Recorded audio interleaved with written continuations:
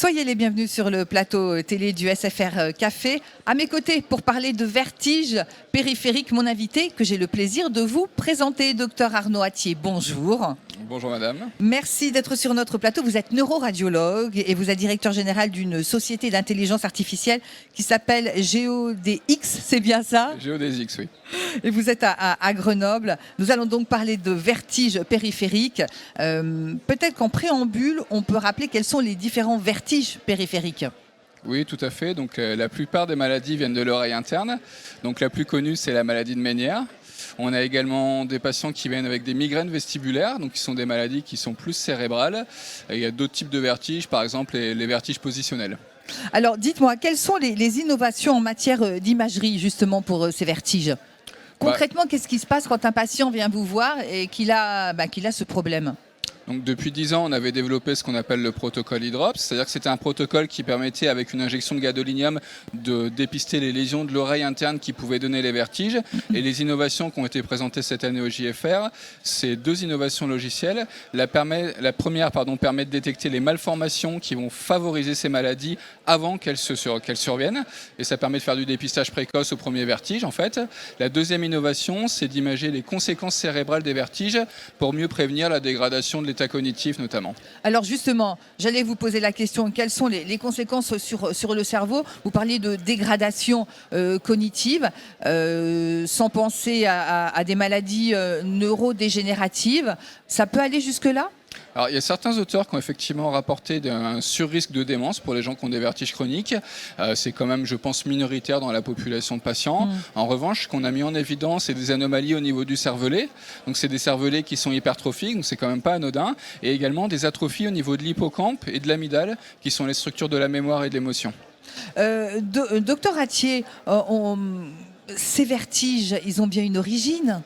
Oui, tout à fait. Donc, la plupart du temps, on pense qu'il y a des facteurs qui sont des facteurs de stress qui vont les déclencher, mais ça survient sur des terrains de prédisposition et c'est des prédispositions qui sont génétiques. Et tout le challenge de l'imagerie actuelle, c'est de ne pas envoyer tous les patients à un test de dépistage génétique qui coûte très cher, mais de pouvoir profiter finalement de l'imagerie de soins courants, le scanner, l'IRM, pour identifier les sujets qui sont prédisposés via une détection de malformations logicielles. Et c'est en ça que l'intelligence artificielle aide beaucoup, parce que ce sont des malformations qui sont invisibles à l'œil nu pour les radiologues et on a besoin d'une aide logicielle. Alors expliquez-nous comment intervient l'intelligence artificielle dans ces logiciels. Alors il y a une première étape, ce qu'on appelle de segmentation, pour aller extraire l'oreille interne de l'IRM cérébral global. Et dans un deuxième temps, l'intelligence artificielle, elle analyse les métriques de type volume par exemple ou angulation des structures de l'oreille interne.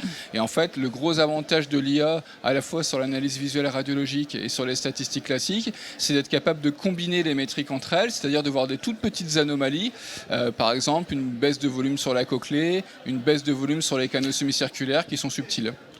Ça se soigne très bien? Ça se soigne de mieux en mieux. Donc c'est vrai qu'on a toujours un petit peu d'avance en termes de diagnostic par rapport aux thérapeutes qui mènent des essais cliniques parallèlement. Mais les ORL sont de plus en plus informés et notamment ça va jouer sur le fait que quand on détecte ce type d'anomalie, on peut mettre des corticoïdes, par exemple des injections dans l'oreille de corticoïdes qui vont bénéficier aux patients parce qu'ils vont récupérer plus vite de pertes auditives ou de vertiges chroniques. Et c'est ce qu'on essaie de montrer maintenant, qu'on peut identifier la cause finalement de ces maladies-là pour que les traitements soient plus efficaces. Alors, radiologues et otologistes travaillent ensemble, bien évidemment. Vous venez de dire comment ça se passe concrètement pour tous les patients qui, effectivement, viennent vous voir. Alors concrètement, ce qu'on aime bien en tant que radiologue, c'est déjà avoir des ordonnances qui sont bien informatives, à savoir quand il y a marqué uniquement Beyond Vertige, c'est difficile pour nous d'orienter un petit peu la maladie et d'avoir les résultats des tests fonctionnels. Donc ça, c'est l'idéal. Après, dans une société qui, de façon générale, se démédicalise et des patients qui sont vus de plus en plus vite, c'est vrai que ça arrive souvent, notamment via les réseaux de téléradiologie, que finalement les ordonnances soient peu informatives. Et c'est en ça que les approches qui sont basées sur les datas plutôt que sur les symptômes cliniques sont en train de se développer. Un mot de conclusion, comment voyez-vous l'avenir ? L'avenir, je pense déjà qu'on a la chance en France d'avoir une recherche qui est très dynamique dans ce secteur-là, qui associe donc des académiques et des industriels. En tout cas, c'est ce qu'on essaye de faire à la start-up. Et je pense que l'avenir est quand même plutôt optimiste pour les patients. Puis justement, les thérapeutes sont en train d'intégrer nos données d'imagerie dans les prises en charge cliniques des patients.